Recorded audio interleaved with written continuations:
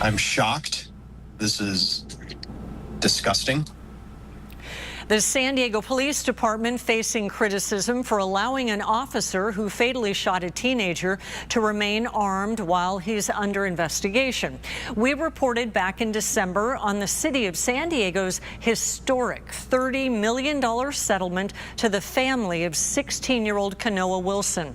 As Team 10 investigator Austin Grabus shows us, the officer later referred to himself as an acting detective, raising questions about his role with the department.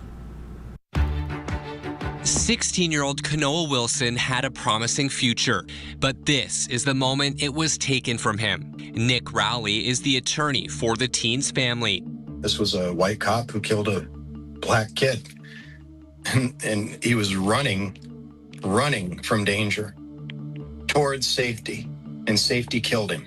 Officer Daniel Gold's body-worn camera shows him shooting Kanoa in the back without any warning. The shooting happened last January when the 16-year-old was running away from a gunman at Santa Fe Depot in downtown San Diego who had just fired multiple rounds at Kanoa. 24 yellow, firearm recovered. As of right now, this is our only suspect, the one that we're doing medical work on right now. Medics are cleared in. That radio call captures the fatal error Gold, who had been on the force for just 2 years, made. Kanoa was not the teen who fired the gun. The shooter ran behind the train station. Kanoa bolted in the opposite direction. And just 1 second after seeing Kanoa run, Gold pulled the trigger. San Diego Police! After the shooting, police found a gun under Kanoa's clothing. But it would take time for detectives to realize he wasn't the shooter. Police arrested the teen who fired at Kanoa 9 days later. After his death, Kanoa's family sued the city of San Diego. Last December, the city council agreed to a historic settlement. The city attorney's office agreed to pay $30 million to the Wilson family for the death of Kanoa Wilson. The settlement is believed to be the largest payout in U.S. history following a fatal police shooting. For context, the family of George Floyd received $27 million. Shortly after the city of San Diego announced a settlement for Kanoa Wilson's shooting death here at Santa Fe Depot, Team 10 got a tip that Officer Daniel Gold was working as an acting detective.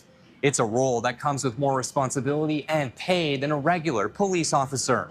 I would say I find it shocking, but having been doing this work for as long as I have, San Diego Police Department does nothing that shocks me. Just before Christmas, police accountability activist Tasha Williamson demanded an explanation from the force.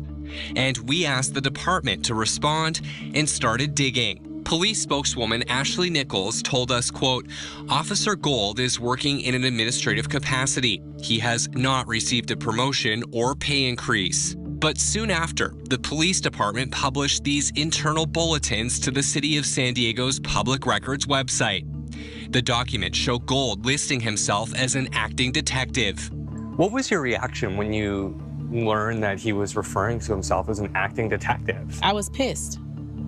I was pissed because I know being white effectively makes you better in this department.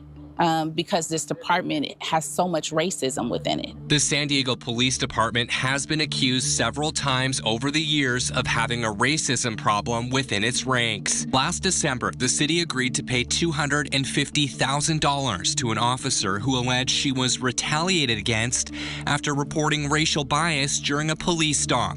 As for Gold, Team 10 has confirmed he's still allowed to carry his firearm while the investigation into the deadly shooting continues. What message does this send to the family, to the people of San Diego? This is insane.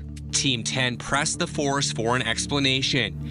The department insists Gold is not a detective and received no promotion.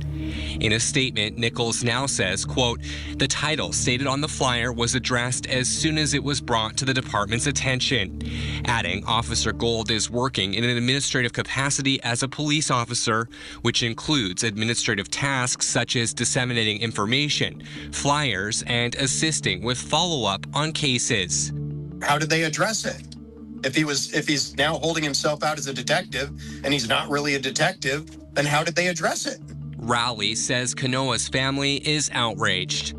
We were informed, and we believed that he was on suspension, that he was not an officer who had a gun anymore.